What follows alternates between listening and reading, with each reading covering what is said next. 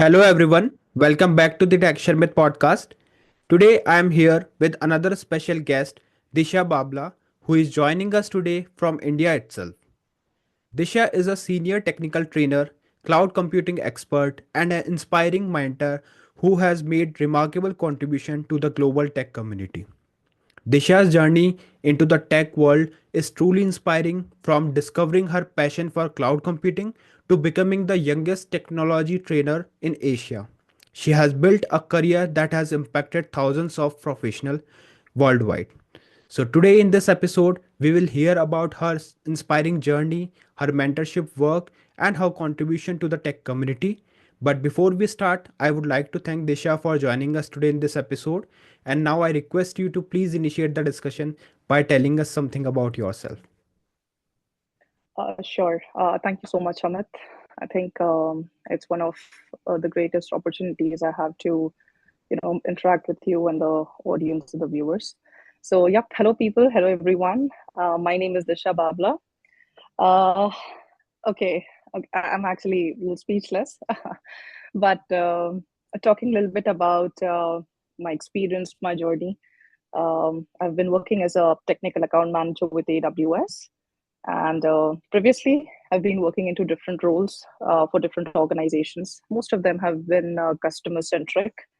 So, yes, I like dealing with the problems, understanding them, failing fast, trying to understand what the technology looks like, how can we, help people, audience, customers to understand the cloud and the technology. So basically, I've been working onto a tech stack, right? So yeah, that's so far learning journey, but yeah, would be happy to share even more in the upcoming time.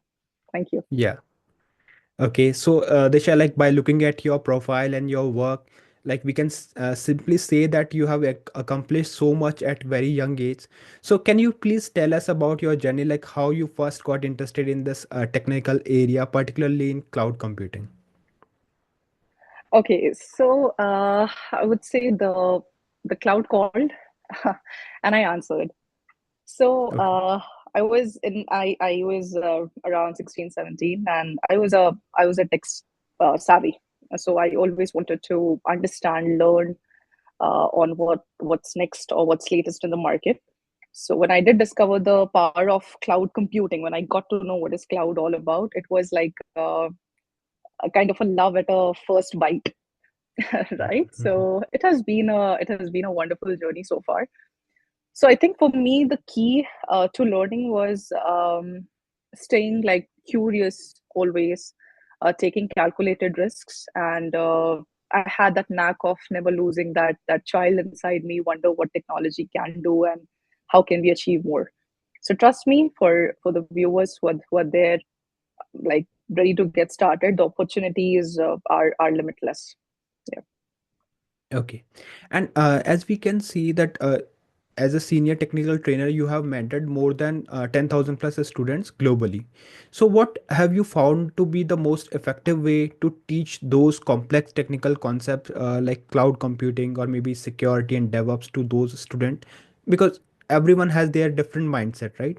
So it's not that easy to deliver all those content in a easiest way so that they can learn and adopt the things. Okay, so Amit, honestly, if I'm talking about, I think these days the gen is like way too advanced and tech savvy. So for me, teaching them, it wasn't that easy. So I would say the secret to my learning and of course teaching complex topic is a balance. When I say balance, it's like a blend of a theory with the hands-on practice. The students, the learners, they have to be curious, and how we can push all these candidates to to beyond their boundaries, I would say. So by combining the knowledge, the product knowledge, or let's say the textbook knowledge that we have with the real world application, the hands on. So trust me, I have watched them blossom into confident and innovative problem solvers. So these I can call them as a the future tech leaders, right? They are already ready. Yeah. uh, so the key would be never stop exploring, never stop experimenting, learning. The rewards are truly limitless. Okay. And with your so far experience, like, have you noticed any common pitfalls or maybe any common roadblockers that a student face while learning or adopting the new things in IT industry? Okay, so again, there here I would say it's a little blend again. Mm-hmm. One thing could be a little knowledge is a dangerous thing, in case if everyone knows about it. So try having at least the knowledge which would require to for you to get started. Right. For example, people will go and spin up an instance, and then later on they are not sure about how the billing works, or they get charged, right? Mm-hmm. So at least have that much of a knowledge to get started, which sometimes I find uh, which students miss it. They don't have at least the basic knowledge to get started with the things, and they just want Okay. to jump into the solution and do something big, like we want to change the world immediately. It would take Yeah. time. Rome wasn't built in a day, right? And the second one would be have a calculated risk. Don't take so much of a time to to get started, Mm-hmm. right? So you need to have that time management really really important. And the another challenge what I have seen with the students, they are so much of a curious that they won't understand what they want or they want to achieve. It's like Mm-hmm. one day it's Gen AI, another day it's DevOps, Yeah. third day it's security, and at the last they are just jungled up with architectural issues, and they're like, okay, we are back to square one.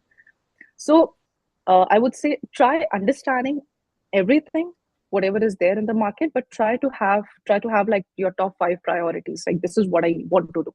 Right. So Okay. take your very own sweet time. No need to rush up. That's absolutely okay. Okay. Here you are utilizing one phrase that is take the calculated risk, right?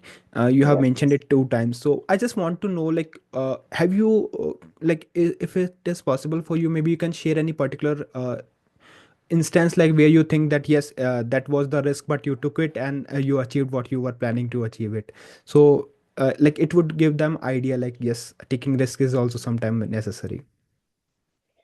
Okay. So Amit, I've been living the LPs of Amazon. So one thing Mm-hmm. which really inspires me or is very captivating for me is working backward, right?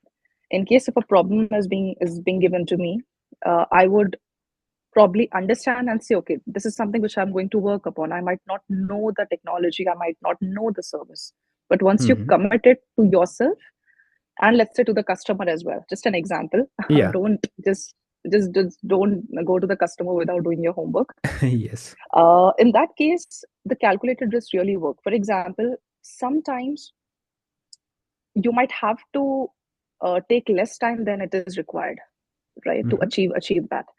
So in that case, example, in case if you're learning on a technology and it is we know, right, the tech keeps on getting updated very frequently. Yes. So by the time you take so much of a time to learn that specific version, a new version is released, and whatever you have been doing so far, you have to go and make add-ons or changes again. That becomes Correct. old, right? So take time. So when we say calculated risks, uh, take your sweet time, but try being once you're setting up the limit, try taking, let's say, 70% of achieving it a little early, right? So Mm-hmm. once you have some solution or the basics ready with you, trust me, once you have that basic understanding on, okay, this is what I want, once you start working towards it, trust me, you'll be able to achieve it in a really less time, Yeah. right?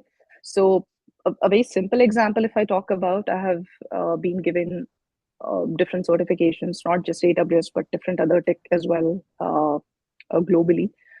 So one thing is, in case if I'm going through a question or a problem statement that is given to me by a customer, Yeah. right? I would, without going through the answers, I would try understanding, okay, these can be the possible answers. These can be Yeah. the possible guess, right? And once I'm able to find those keywords within the answers, I'm like, okay, boom, this is it, right? Okay. So I won't waste my time reading all the four options. Mm-hmm. I try to have a very, I would say, best guess to the best of my efforts to answer that query. And same goes with the customer, like prod things as well. Customer is not asking you for the solution that very moment, but they also want to understand how much tech you know. In case if you're able to give some basics to them, or at least some understanding, a skeleton to them, trust me, you'll be able to hold that trust of your customers and your peers. That's how it works. Okay, all right.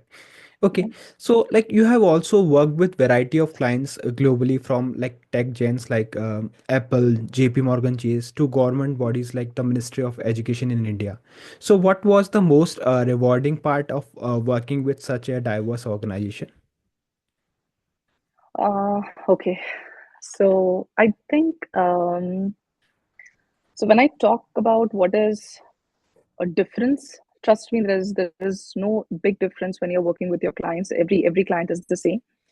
Yeah, But for me, the most I would say fulfilling aspect is how you bring an impact, and that to a positive impact for these kind of an organizations worldwide, right?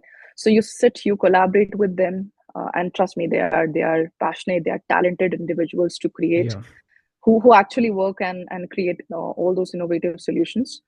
So for me, the true reward, if I talk about, it's knowing that my work contributes to the betterment of the business, the communities, and different lives globally as well, right? So it's like maybe it can be a small help, yeah. but this had made an impact for your customer, and that's something which is a very humble experience, I would say. Okay, all right. And like you have been recognized with the title Youngest Technology Trailer in Asia.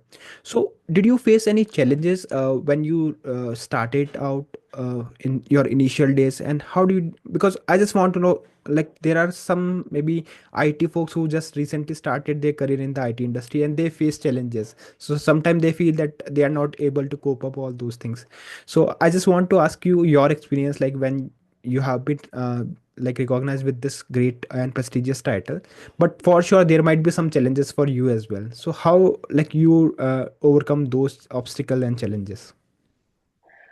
uh okay, that's so I if I'm talking about the title, it's not just the title. The challenges, in case if I'm talking about, trust me, uh I did faced, I would say, my fair share of skepticism. Mm-hmm. So let's say if I'm talking about being a trainer, right? I started really young. I was like, I took my first batch when I was 18. And the Okay. audience that I had, it was a mix of audience. I had like people who have been working in the tech industry for like 15, 20 years of a time, or 3 decades as well. So when you go and stand in front of them, it's more like, okay, can you send someone who is more experienced, or who's the child here? Are you here to take the attendance or something? So Mm-hmm.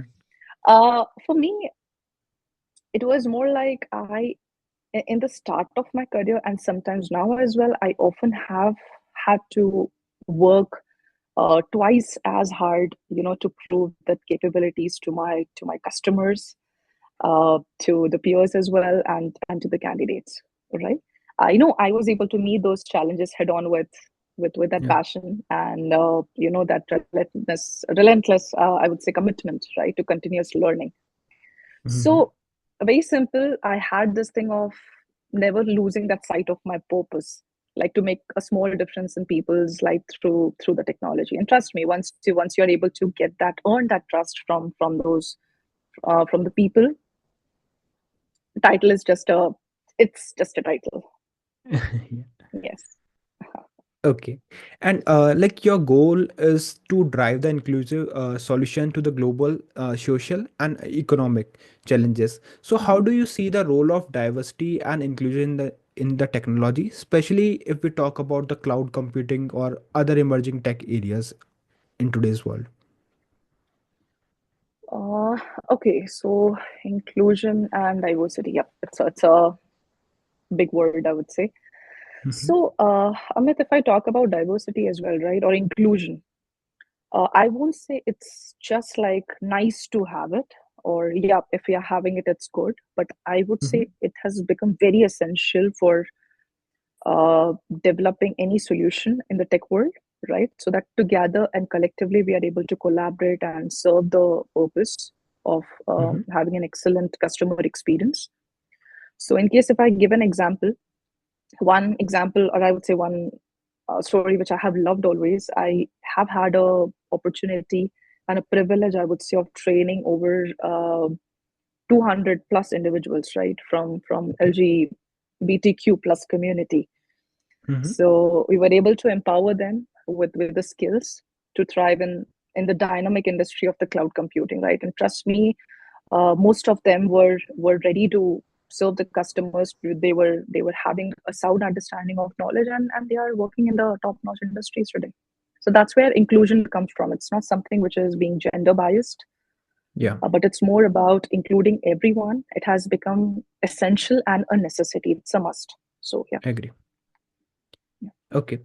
And if we talk about the cloud services, because we all know that cloud services become increasingly essential for all kind of businesses, but still I believe like there are some businesses who are not that much of comfortable to adopt cloud services. So in your Mm. opinion, like how can a small or medium sized businesses takes the benefit from that services like AWS or maybe the other cloud platform just to drive their growth? Uh, okay, so what I have been observing so far, Mm-hmm. uh, the market is changing like dynamically, like drastically. And these days, the SMBs, if I talk about, or let's say the startups as well, if I talk about, they are born in cloud, right? Mm-hmm. Because people are very well equipped with what the cloud does. For example, there have been a couple of SMBs, right? They do have a game changing opportunity. For example, they don't want to have or construct their own data centers and maintain them.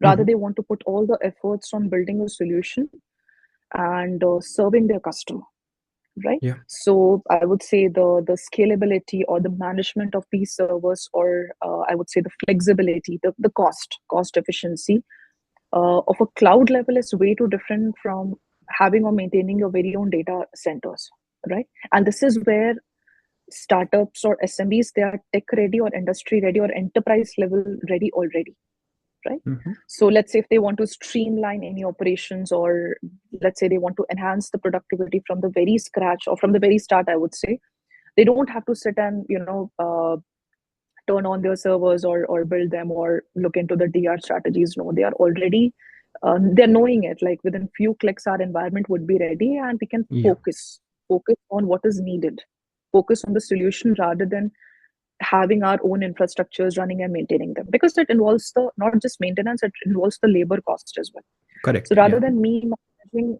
10 different people onto what is the temperature of data centers, um, or are all the lights, because I've been working into the data centers as well. So we have to be all the time awake. So in that case, I can let my team sleep peacefully, because I Mm-hmm. know the cloud providers, AWS, for example, you're taking care of it. Yeah. And second is they can focus on their outcomes. How do they strategize their customers? How what kind of a strategy do they build? What solution they are giving to the customers? And a small tip for the viewers, of course, when we talk about cloud, doesn't mean there is any kind of a magic. Like if Yeah. you spin up and it's like everything would be managed by the cloud. No, you need to have again a sound understanding of when to use what, and that takes time. Correct. So even for the startups or SMBs, or even for the students or experienced people, folks already having or working on the data centers, trust me, if you're in the cloud, you need to know that what are the right services, because let's say one service might be right for one segment but might not be right for the other segment, right? That's one thing. Mm-hmm. Second, have take your time to understand the service, take your time to understand what is the requirement, and with the time architecture would change. So just because you're in the cloud doesn't mean you are there's this again any sort of a magic.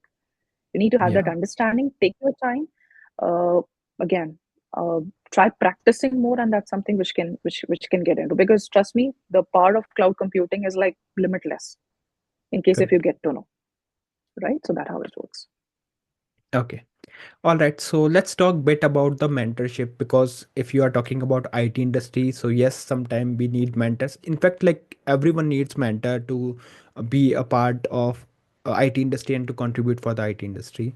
And you have been recognized as a woman mentor of the year by the Women Leader Forums. So what does mentorship mean to you, and how do you approach mentoring in a way that makes a lasting impact? Because for a very long time you have been playing this role of mentor. So just share your thought, like what you think, what does mentorship mean to you, and how you approach. Okay. Okay. So, I would say this title was prestigious, of course, and it's a, I would say, profound honor for me. So,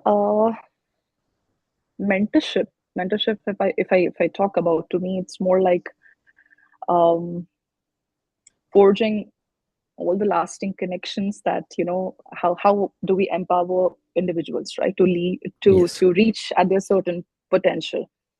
correct. So it's all about creating an impact. It can be in any way, right? For example, in tech wise, or let's say they want to enhance in a different area, or they want to learn something different.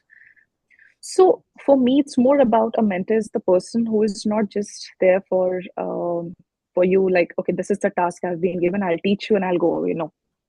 Yeah, So for me, I try to deeply understand every mentee's different, or I would say unique requirements.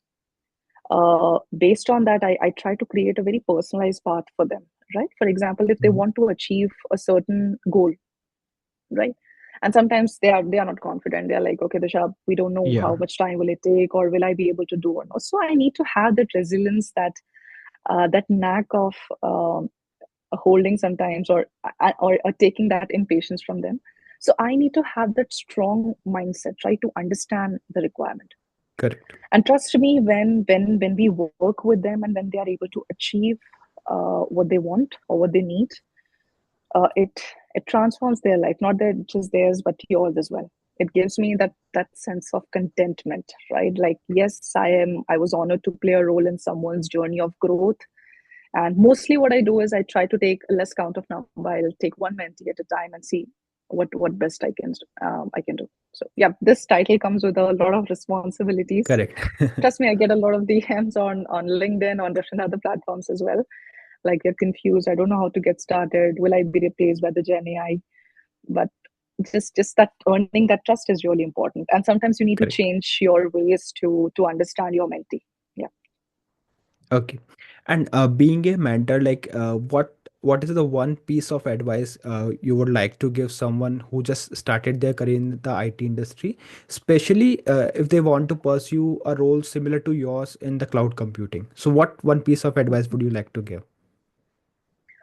Okay, so I would say, Amit, these days, cloud is, I would say, a beating heart of the modern technology, right? But let me tell Hmm. you, there is no like real secret or a secret sauce that is found in any of the textbook, right?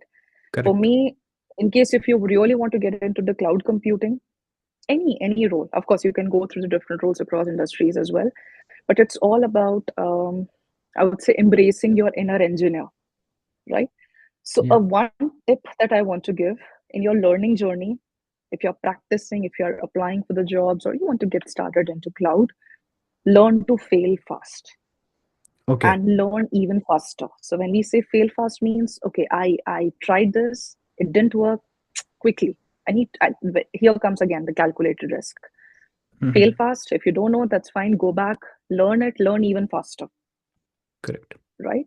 And never ever stop pushing your boundaries on what's possible, right? So take your time, uh, understand, have a right mentor in your life. That's really really important. It can be anyone. It can be your friend, family, relative, anyone on this earth, anyone, right?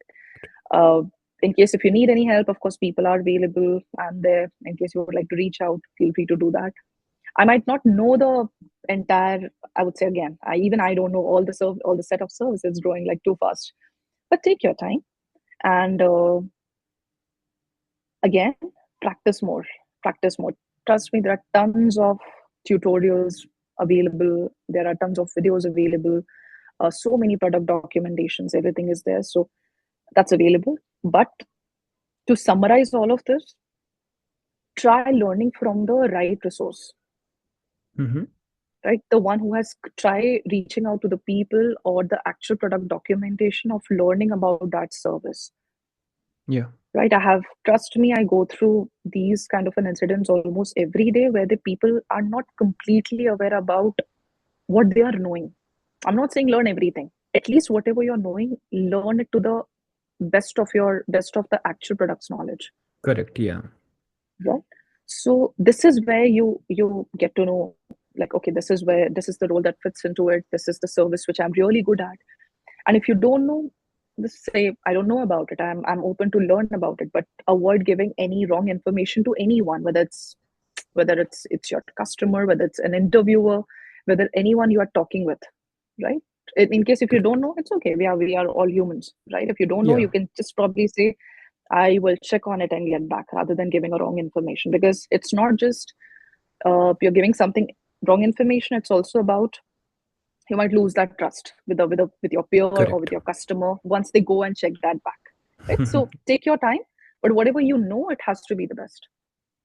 Yeah, this is one of the best advice like you just given, because if you don't know something, maybe particular thing is there for which you are not aware of, so you can simply raise it either with your team, or maybe you can just explore it by your own, because raising it earlier would also help you to build the trust with your client or maybe your team, or also it will give you the time to explore the new things. It's common thing that sometimes we face the challenges, but it's better to look back and try to figure out the actual issues that we are facing right now.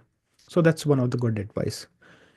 Okay, so we're talking about the mentorship. So I just want to know, like throughout your career, is there any particular person to whom you consider as a mentor? So maybe you can share some of the names of any particular colleague or peers with whom you have collaborated closely, or like you can say who have influenced your academic or maybe the research work in a way that that made it more enjoyable for you and impactful for you. Okay, that's, I think, the toughest of all.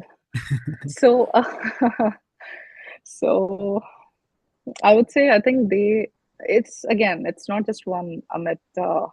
Trust Correct. me, they are, and they were the real heroes. So, so far, what I've experienced it, the teams that I have been working with, I did join AWS, the culture that we live by. I did Mhm. work with a training and certification team from AWS, and the entire team. Trust me, the leaders which I reported to, the skip level leaders, my current enterprise support team from AWS, all of them. I mean, trust me, they have been my backbone, my support system, and I would say some of them, like, they are seriously impressive tech puns, Okay. right? So whether it's my present manager, Yash, or my previous manager, Deepika, the leaders, Harry, Harpreet Sachdeva, my again, the leaders I've been following, it's Amit Mehta, Suraj, that's all of them. I mean, my entire team. I just don't want to name one. Yeah. Um, but trust me, they've been playing the a very bigger role in whatever I've been doing so far. So again, I don't have a single mentor to name, but I have been fortunate. I've been lucky enough to have a whole crew of the tech savvy commandos, the enterprise support team, as well as training and certification team, who have made this journey so fun and fulfilling, of course. Uh, but on a personal front, my brother, I would say Karan, he has been an absolute pillar. So I would say he's the one who has always had my back. He has been offering endless listening ear to me and endless management as well, when I was going through something tough. So yeah, all of them would really appreciate and thank them at every point of my life. Okay. All right. Okay. So, like one more question I have is related to success, because nowadays, whenever we look at LinkedIn or maybe any social media platform, everyone is talking about success, that we want to be successful in our life. So, what you think, like for you, what does success look like for you, both professionally or maybe personally? So, what is success for you? Mm, okay, so I would say success to me is not about like my personal accomplishment, but Mm-hmm. I would say I'm really humble. It's really very much a humble joy of continuous learning and the Mm-hmm. privilege that I get, right? That's a success for me, privilege of working alongside with some tech visionaries, and the opportunity that I get, right, in contributing, no matter how small, but to something greater than myself, right? That's one thing. Second, success again has, I would say, no definition. It Okay. might be different for different people, but one, I would say, tip I would like to give to all the viewers: we often get very, I would say, low when we are able to see, like, okay, someone is achieving this so much. And trust Mm-hmm. me, these days when I deal with mentees or peers or even my mentors, everyone is like, okay, I'm here, the people are just so much doing so much, I don't know so much, I don't know how much time will it take. But trust me, don't compare your chapter 1 with someone else's chapter 15. They have taken time, they have failed so many. No one will, or people these days, they don't post their failure stories, Yes. right? So don't compare yourself, just try to be again the best version of yourself. But I would say, you're started, it might take time. Correct. So that's what is success. Like, success is within yourself, of course. Once you're able to feel yourself like, okay, this is what I have done today, you had that contentment and you were able to make an impact in anyone's life. It can be anyone. Example, it can be my mom, dad, my siblings, my peers, or my customers. That, okay, this is something which I did for them and they changed their life, maybe for a fraction of seconds. Also, that's success for me. Again, it has a different definition for different people. Yes. Okay. All right. So, there are many things that we can discuss in this podcast. Just because I of the know. limitation of time, I would like to ask my last question, and it is related to your hobbies because we all know, like, we are occupied with lots of technical things. So, apart from your technical work, like, what are those activities that keeps you motivated and inspired all the time? Okay, so hobbies. Okay, so um I have been into sports uh, Okay. from my childhood. So it's not just a hobby, but I think it has taught me a lot of discipline and perseverance in life. Mm-hmm. So sports, I mean, whenever I have time, I get into any sports activities. It can be swimming, it can be badminton. Okay. Although I have my ligament issues, I did break my leg like 3 years back, but still I continue doing that. That's one. Second, I love cooking. I love cooking. I'm a great host. I love sewing as well. So I love doing that. And apart from that, in my leisure time, or whenever I would, not just leisure, whenever I get time, I'll just run away somewhere. I love traveling. So I think that's far. So far, I mean, that has have been my journey on a hobby side as well. Yeah. Okay. All right. So thank you so much, Disha, for joining this podcast and for sharing so much things with us, especially the expertise that you are having for the cloud computing. Thank It was nice talking to you. I hope you also enjoyed the discussion, and thank you once you. again. Yes. Sure. Thank you so much, Amit. Thank you.